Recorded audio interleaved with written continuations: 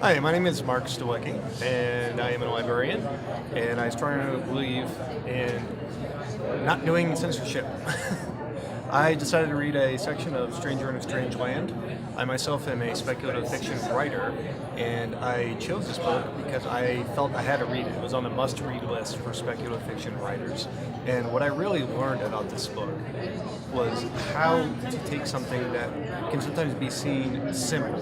This book is about a Martian coming to Earth, and how to use that into a more dramatic and serious sense. To take something that could be a cliche during the 50s and the 60s, but to use multiple characters and narratives and really add the human element to it. So what I'm going to read is the very section of the very first chapter.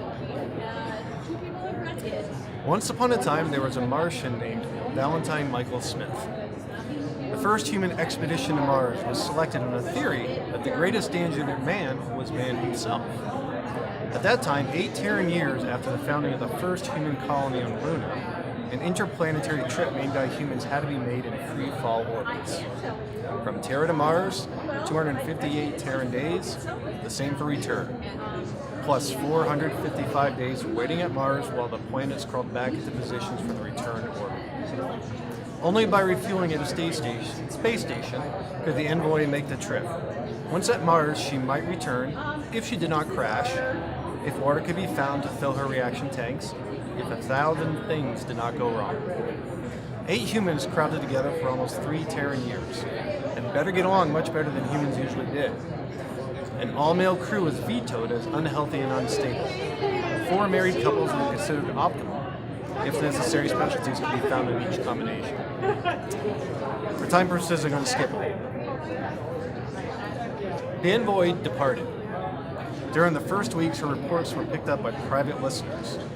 As signals became fainter, they were relayed by Earth radio satellites. The crew seemed healthy and happy.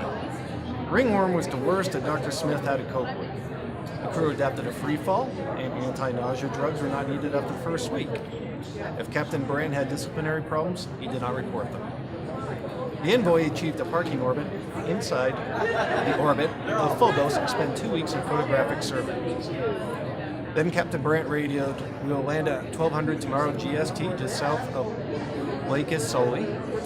No further message was received. And to me, that sent very much the tone that this is going to be a serious story. Thank you.